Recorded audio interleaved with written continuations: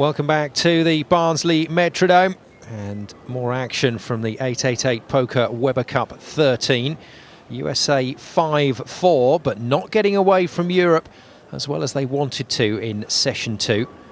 And Europe, in fact, have managed to harvest 2 points from the 3 games so far in this session, and they'll be looking for another one here as Barrett and Palermaa go up against Fagan and O'Neill in our next Scotch doubles match.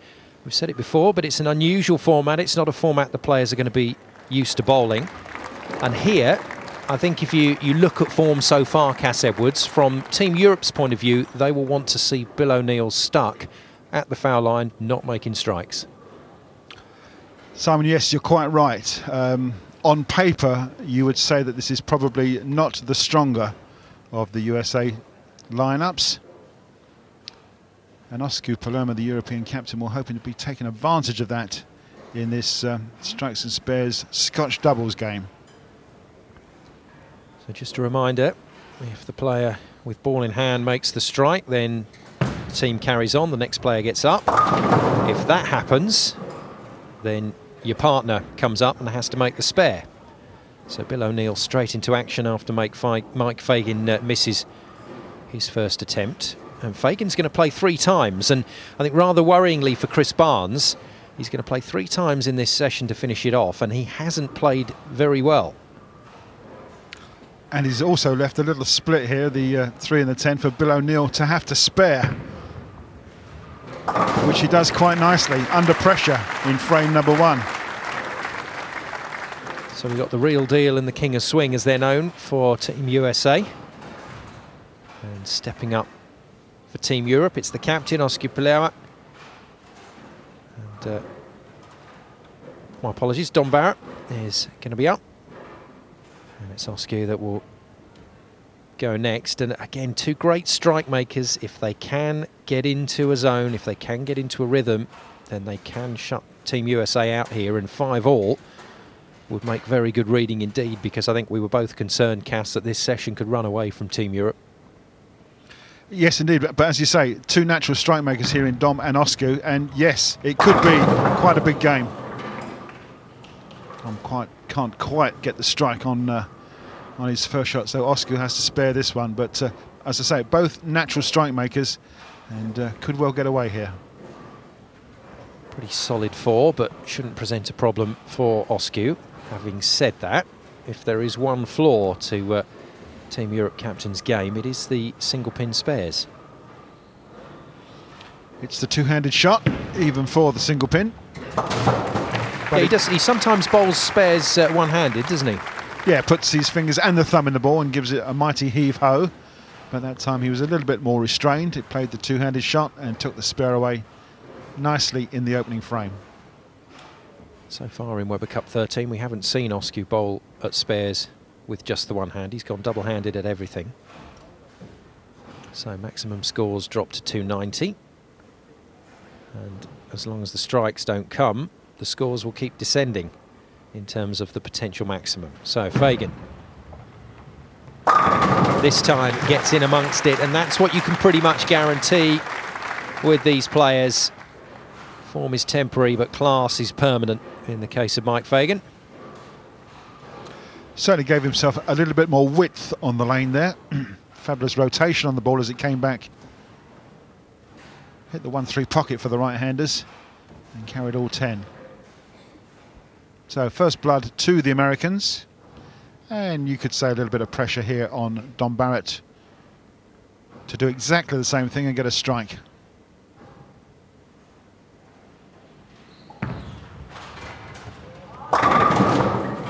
Oh, he's got it. Slightly fortuitous, but that'll do.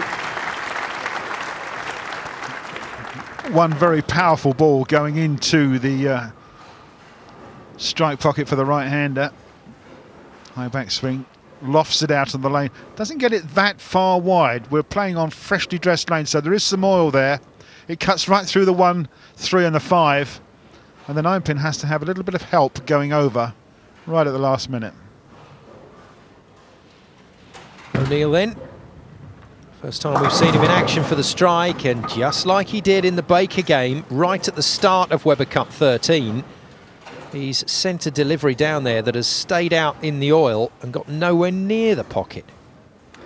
Yes, I'm afraid the sat-nav didn't actually help him there very much at all, and he can't believe he's missed the head pin right-hand side. It's just the 1 and the 2 pin.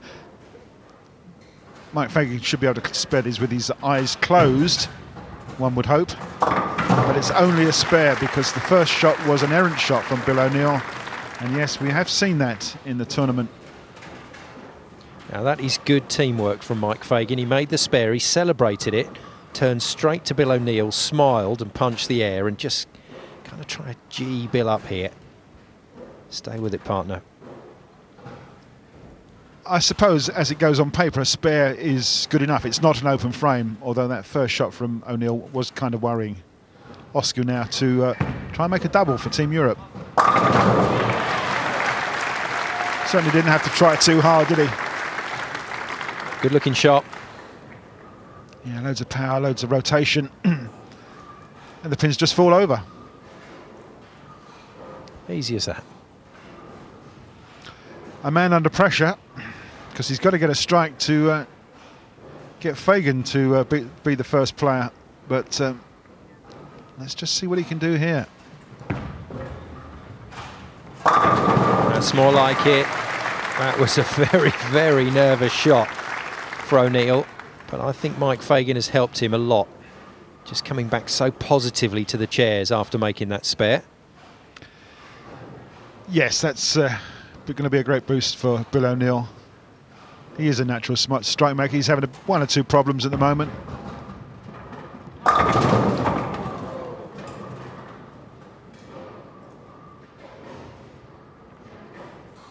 Now this is the interesting one. It's Osku Palermaa and a 10 pin in the corner, so we may well see this one-handed 100-mile-an-hour shot that he's got in his armoury. Here we go. Fingers in, thumb in, high back swing. And that is a miss. That's not legal, is it? He's put that in the gutter, and I hate to say it that we have seen Osku do that before. That was just random, Cass. I mean, it really was. Look how high this ball goes. He must have got something stuck in the ball.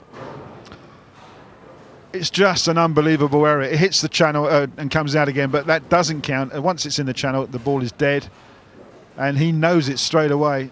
And I'm afraid, horrible. Osku, that is just part of your game that we don't really like to see. An open frame.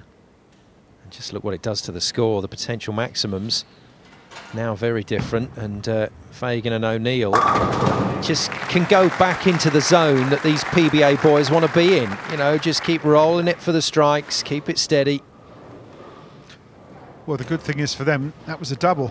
So at the halfway stage, they've stayed clean and they've got their double. And Europe, unfortunately, with the frame to go, got that big open frame. And it was just such a major error on the captain's part, I'm afraid. Well, he can be an enigmatic player, shall we say, Osku Palermaa. He's a player that sometimes people don't understand. But that, I'm afraid, is a decision we definitely don't understand. That was a very unusual delivery. Well, still no strike for Team Europe. And Cass, we don't want to harp on about the captain's picks too much, but when you lump that together with the pick of Chris Barnes, along with that single pin, single hand miss, that's 2 quite big moments so far in Webber Cup 13, all down to the Team Europe captain. And yeah, absolutely, and cost pins. But the unfortunate thing for Osku is here we are, look, it's a 10 pin again, and he's got to spare it. He's just missed 1. This has got to be so much better. This time he gets it down on the deck. It's tight, but it's out, so it counts. Well, dear oh dear, yeah. A few confused looks from this Barnsley crowd. More action from this doubles match here at Webber Cup 13 after the break.